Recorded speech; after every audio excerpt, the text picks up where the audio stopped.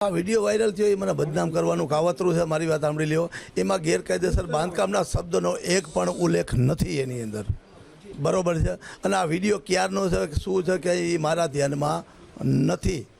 અને જ્યારે રાજકોટ મહાનગરપાલિકામાં વહીવટદારનું શાસન આવી ગયું છે, ચૂંટણીના દિવસો નજીક આવી ગયા છે, અને તેમાં ખાસ કરીને વોર્ડ નંબર 2ની અંદર SC અનામત આવી છે, અનુસૂચિત જાતિની।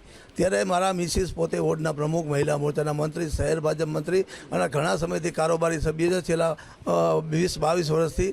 જ્યારે આ વખતે એમને મોકો મળવામાં આવ્યો હોય ત્યારે અમારા અમુક વિરોધીઓએ મને બદનામ કરવાનું આ કાવતરું કર્યું એવું લાગે છે। હા, વોટ્સએપ એ મારી વાત પૈસાની લેતી દેતી એ જે રાજકોટમાં બધાને ધંધો કરતા હોય ધંધો કરવાની હક છે।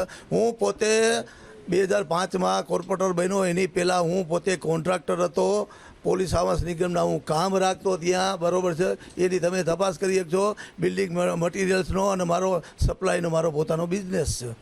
ના ના, એ મારા ધ્યાનમાં આવું કાંઈ નથી ભાઈ, મારી સાથે સાંભળી લ્યો। આ વિડિયો કેવી રીતે વાયરલ? હવે એ તો એ ભાઈને પૂછો ને બાપા, હવે મને તો ક્યાંથી ખબર। મારી કાર્યવાહી સાયબર ક્રાઇમમાં હું અરજી આપવાનો છું આ બાબતે। દૂધનું દૂધ અને પાણીનું પાણી થાય આની અંદર, બરોબર છે।